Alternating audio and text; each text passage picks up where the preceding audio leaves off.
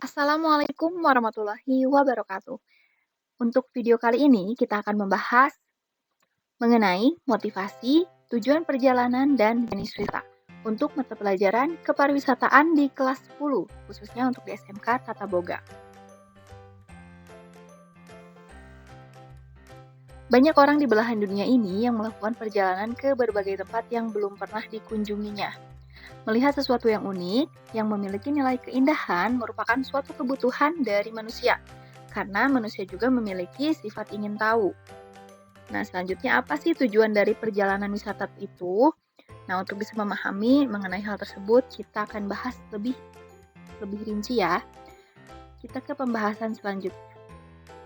Untuk umumnya, seseorang yang melakukan perjalanan wisata bisa dimotivasi oleh beberapa hal. Dari berbagai motivasi yang mendorong perjalanan, bisa dibagi menjadi 4 macam, yaitu yang pertama ada physical or physiological motivation.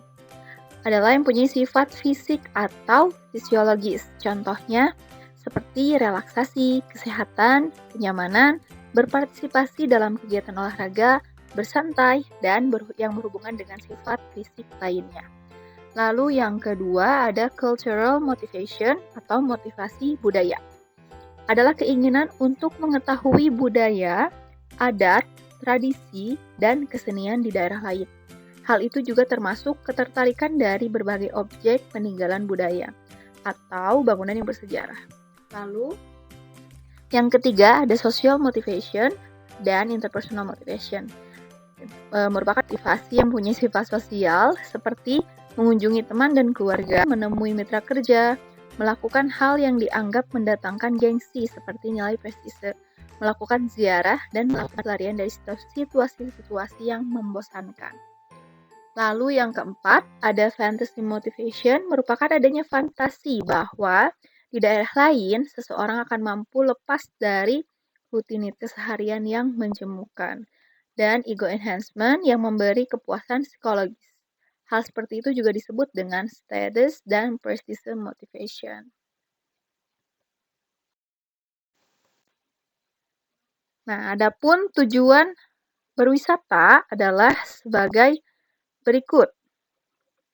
Yang pertama ada untuk bersenang-senang atau refreshing, keagamaan atau wisata religi, penelitian dan ilmu pengetahuan atau discovery tourism dan cultural tourism.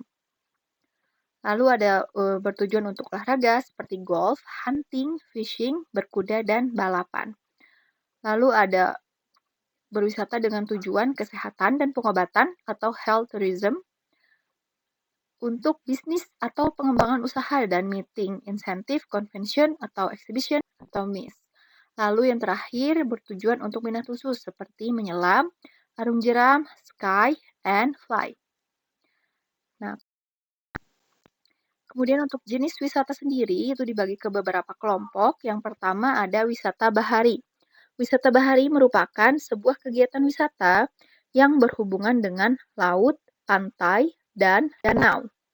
Selain menawarkan objek seperti ekosistem laut yang bisa ditawarkan sebagai daya tarik wisatanya, hal ini juga sudah dikemas ke dalam berbagai event. Jadi eventnya tersebut diselenggarakan di laut, pantai, dan wilayah sekitarnya.